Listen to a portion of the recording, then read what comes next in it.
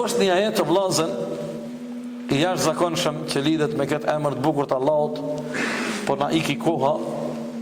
Ajeti 16 Lukman me të vërtetë jashtëzakonshëm është. Thot Allahu dhul Jalal: ya bunayya innaha in takum mithqala habatin min khardalin fatakun fi sakhratin aw fi as-samawati aw fi al-ardi ya'ti biha Allah. Inna Allah latifun khabir. Çfarë porosie në mesin e porosive të arta i jep Lukmani djalit të tij, birit vet. Ato biri jam, nëse një kokër e bimës lirit, një kokër shumë e im, shumë një fara lirit, është shumë e hollë, shumë, besoj e dini që ka liri. Nëse që ajo farë e kokërës lirit, kësaj bime, o gjujt dikun në bjeshk, në kërsh, dikun në një kërsh, ora dikun, ose është dikun në qiell, ose është dikun në tokë.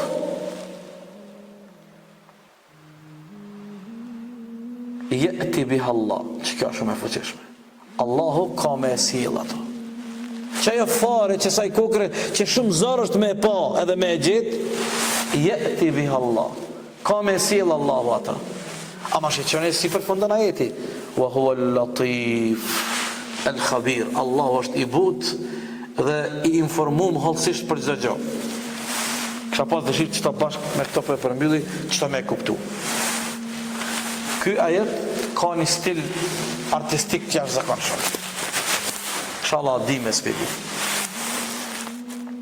Allahu po na sjell shembull faren e kokrës të kësaj bime e lirë. Qëtu është fara e kësaj kokre, mbajnë me, fara e kokrës. Mas kësaj, Allahu thot nëse qëtë farë e kem gjujt dikur në një kërsh, për dini kërshët, 2, 3, apo e kemi gjujt dikur në qiell, 4 në tokë, e ki farën e kokrës, e ki një kërsh,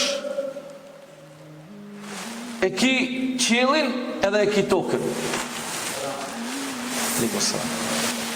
Hajde tash ta bëjmë krahasimin që kjo farë e qësaj kokre në raport me një kërsh, edhe në koft kërshi ma i vogël, sa me të hup që kjo farë në një kërsh, a o zër me gjithë?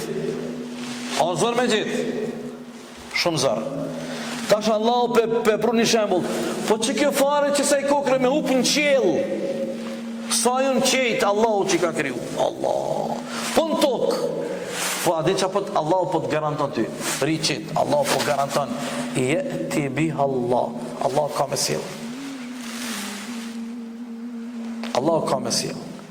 Nuk lidhet puna të tashore, këtë jeni të mkëshyre dhe jeni të koncentrume, Allahu është problem. Nuk lidhet kur gjë puna me farën. S'ka lidhe këtu fara. Fara është veç një shembull.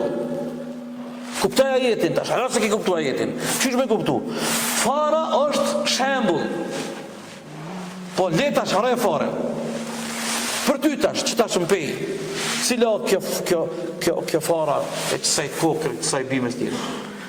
Është një ondër e jotja, te i ki një ondër, që për ty ajo doket e pamundshme, e paritshme, e ki një dëshirë, e ki një planti, që sa jetë ju mendu rreth një plani, shumë energji ki hup, shumë herë ki mendu, shumë herë natën je mbet pa gjumë, me shumë njerëz të meqëm që ti konsideron, ata meritojnë me fole, me i pyte, me konsultu, i ki pyt, ndoshta edhe ki hargju.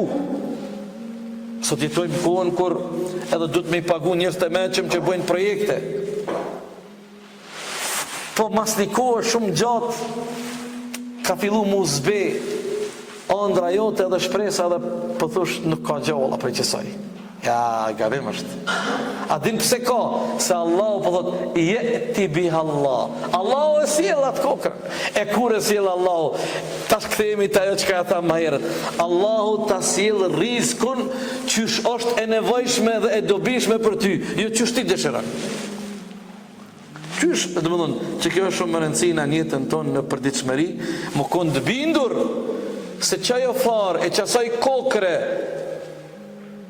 e lirit, bimës lirit, ato Allahu ka me e sjell, ka me ardha e njetë.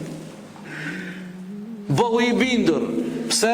Se Allahu është i butë dhe ka shumë mëshirë dhe është i gjithë fuqishëm, dhe planifikimi i Allahut për ne është më i miri. Ato që ka Allahu e ka planifiku dhe e ka caktu për ty, bëhu i bindur është më i miri. Bëhu i bindur është më i miri. Allahu te baraka wa taala na imbush zemrat tona me përplot bindje në fuqinë dhe madhrinë e Allahut te baraka wa taala.